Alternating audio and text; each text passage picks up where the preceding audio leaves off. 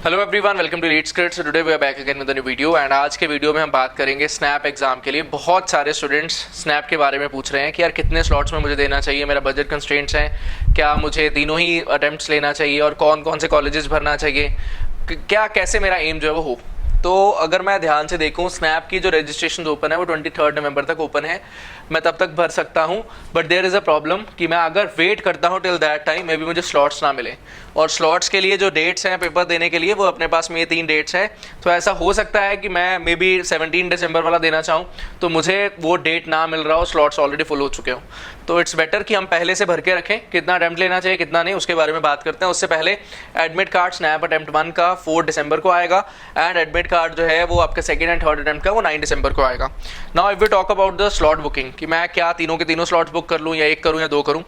देखो मिनिमम भी 2 अटैम्प्ट तो मैं हर एक को सजेस्ट करता हूँ कि अगर आप बहुत ज़्यादा सीरियस हो स्नैप को लेकर तो आपको कम से कम 2 अटैम्प्ट तो लेना ही चाहिए। एंड अगर आपका बजट आपको अलाउ करता है तो आप 3 के 3 अटैम्प्ट भी दो। बहुत सारे स्टूडेंट्स ऐसे देखे गए हैं जिनका कैट में बहुत बुरा हुआ, स्नैप में एक अटैम्प्ट में बहुत बुरा हुआ, बट बाकी की दोनों अटैम्प्ट में या 2 अटैम्प्ट में बहुत ज़्यादा बुरा हुआ और एक अटैम्प्ट में बहुत अच्छा स्कोर भी आया। एंड इवेंचुअली उस वजह से उनको जो है वो एडमिशन मिल गया सिम्बायोसिस के अंदर। कुछ लोग SIBM पुणे चले गए, कोई SCM HRD चला गया, तो एडवांटेज मिल जाता है। तो अगर बजट कंस्ट्रेंट्स नहीं है तो तीनों के तीनों अटैम्प्ट लो सो दैट बेस्ट शॉट दे पाओ। बट अगर तीनों के तीनों नहीं देना चाहते, 2 ही देना चाहते हो तो भाई कम से कम 2 ले लेना, एक मत देना। एक जो है वो काफ़ी रिस्की हो जाता है कि ऑन द डी डे आप अच्छे से अटैम्प्ट नहीं दे पाए, आपका बेस्ट शॉट नहीं हो पाया, तो that will create a problem. कम से कम 2 अटैम्प्ट होना चाहिए।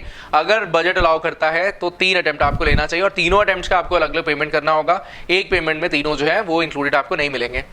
नाउ डेट्स आप चेक कर लो, ये 10 दिसंबर है, ये 17 दिसंबर है, संडे को एग्जाम कंडक्ट हो रहे हैं। ये वाला जो थर्ड अटैम्प्ट है वो फ्राइडे को है।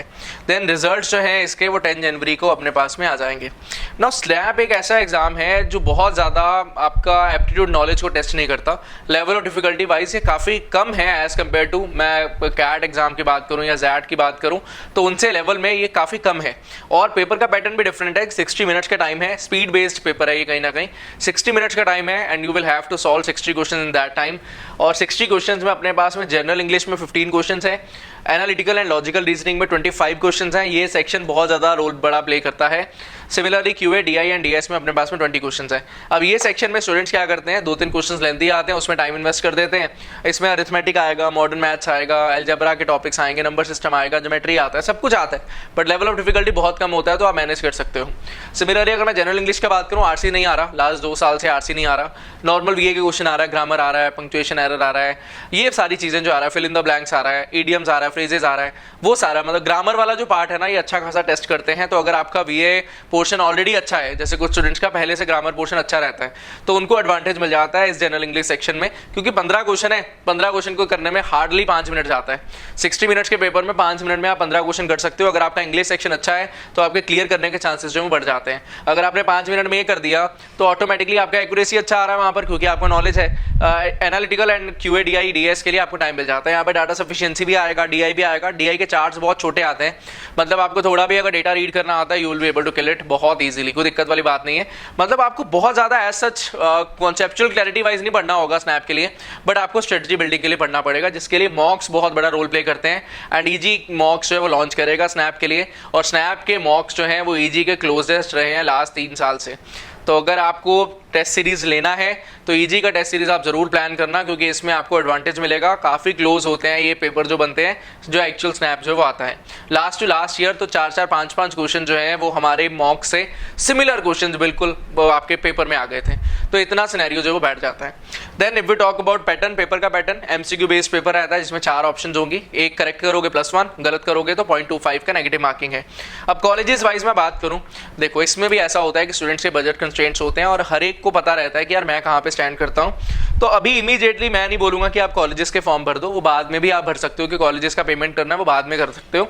बट अगर मैं टायर 1 की बात करूँ तो टायर 1 में अपने पास में ये दोनों ऑप्शन हैं, SIBM Pune and SCM HRD। SCM HRD का एवरेज पैकेज 23+ है as per their official website, and SIBM Pune का 26+ की रेंज में जा रहा है। तो ये टायर 1 ऑप्शन था अपने पास में। अब कुछ स्टूडेंट्स के बजट जो है वो नहीं अलाउ करते और वो थोड़ा सा बचा कर चलना चाहते हैं, तो SIBM पुणे और SCM HRD में से कोई एक भर सकते हो। बट ये उन्हीं के लिए एडवाइजेबल है जिनका बहुत ज़्यादा टाइट सिचुएशन चल रहा है फाइनेंशियली। अगर आप अफोर्ड कर सकते हो दोनों भरो। मे बी आपका SIBM पुणे का इंटरव्यू अच्छा ना जाए, SEM HRD का अच्छा चला जाए, स्कोर आने पे आप एक कन्वर्ट ना कर पाए दूसरा कर पाए, तो वहाँ पर एडवांटेज मिल जाता है। देन SIBM बैंगलोर और SIIB, ये 2 ऑप्शन हैं। अब इनमें कौन सा प्रोग्राम भरना है? SIBM Pune MBA, SEM HRD MBA। इनके अलावा जो अलग से प्रोग्राम है जैसे बिजनेस एनालिटिक्स का प्रोग्राम है वो उतने ज़्यादा अच्छे नहीं है। फ्लैगशिप प्रोग्राम तो यही दोनों हैं।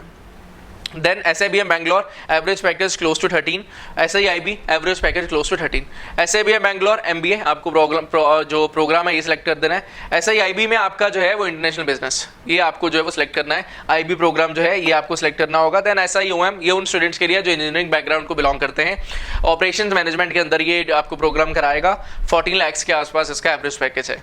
तो ये ऑप्शन है। अब कुछ स्टूडेंट्स स्मार्ट प्ले करते हैं क्योंकि बजट कंस्ट्रेंट है, दोनों में से एक भर दिया एंड इन दोनों में से कोई एक भर दिया।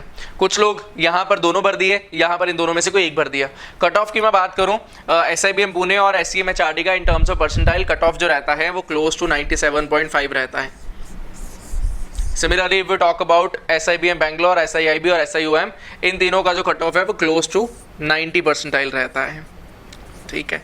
अच्छा, एक चीज़ और मैं क्लियर कर देता हूँ, काफ़ी सारे स्टूडेंट्स के माइंड में आता है कि यार अगर मैं 2 अटेम्प्ट लेने वाला हूँ तो क्या मैं पहला और तीसरा अटेम्प्ट लूँ या दूसरा तीसरा लूँ, या मैं कौन से अटेम्प्ट जो है मुझे लेना चाहिए? देखो कोई फ़र्क नहीं पड़ता, आप कोई भी 2 जो है वो रैंडम पिक कर सकते हो। कुछ नहीं पता कि कौन सा जो है स्लॉट थोड़ा सा ईजी बनेगा, कौन सा डिफिकल्ट बनेगा। अगर आप अटेम्प्ट लेना ही चाहते हो, 2 लेना चाहते हो, तो पहला और लास्ट ज़्यादा एक सही ऑप्शन लगता है। इसका रीज़न ये है कि अगर आपको कुछ कमियाँ लगी 10 दिसंबर वाले अटेम्प्ट में तो आपके पास में 12 दिन का टाइम होगा, आपको चेंजेस कर पाओगे, स्ट्रेटेजिकल चेंजेस। बट अगर आप ये वाले 2 अटेम्प्ट ले रहे हो तो आप स्ट्रेटेजिकल चेंजेस करने के लिए टाइम बहुत कम मिलेगा। That is the only reason. बाकी अब मे बी ये वाला स्लॉट सबसे इजी बन जाए, ये वाला थोड़ा डिफिकल्ट हो, ये थोड़ा डिफिकल्ट हो, कुछ नहीं कह सकते। और जो स्नैप का मानना है, स्नैप बहुत ज़्यादा क्लियर है इस चीज़ को लेकर कि भाई हमने जो पेपर सेट किया है that is almost on the similar lines. मतलब अगर स्लॉट 1 दो, चाहे स्लॉट 2 दो, चाहे स्लॉट 3 दो, वो तीनों सेम लाइंस पे हैं, तो नॉर्मलाइजेशन हम नहीं करेंगे। हर बार ऐसा होता है कि कोई एक स्लॉट थोड़ा सा इजी आ जाता है as compared to the other one, but कोई नॉर्मलाइजेशन नहीं होता। जो आपने स्कोर किया that will remain the same, वो चेंज नहीं किया जाएगा। तो उसी लिए अपना रिस्क कवर करने के लिए कम से कम 2 अटेम्प्ट आपको लेना चाहिए। तीसरा दे सकते हो तो सबसे अच्छी बात है। 3 अटेम्प्ट लोगे, आपका बेस्ट शॉट जो वो हो जाएगा। अगर कॉलेज में चले गए तो फिर बाद में ये जो अमाउंट एक्स्ट्रा पे किया वो चुभेगा नहीं। अच्छा कॉलेज है, अच्छे ऑप्शंस है, हमें नहीं छोड़ना चाहिए, हल्के में नहीं लेना चाहिए। इनका जो प्रिपरेशन है अभी एज सच कोई अलग से प्रिपरेशन नहीं स्टार्ट होगा। इनका प्रिपरेशन स्टार्ट होगा टेस्ट के फॉर्म में और स्ट्रेटजी के फॉर्म में। वो जो इजी स्टूडेंट्स हैं आपको तो देखो बताया जाएगा, आप हमारे साथ हो, आपको टेंशन लेने का जरूरत नहीं है। कैसे अटेम्प्ट करना है, कैसे मॉक अटेम्प्ट करना है, कब मॉक अटेम्प्ट करना है, हर चीज़ के लिए आपको डिटेल्स हमारे एंड से मिल जाएंगी। So that is all for this particular video. I hope so सारी चीज़ें आपको क्लियर हो चुकी हैं। In case you have any other further concerns you can ask in the comment section below. That will be all. Thank you, happy learning, all the best for your preparations, bye bye.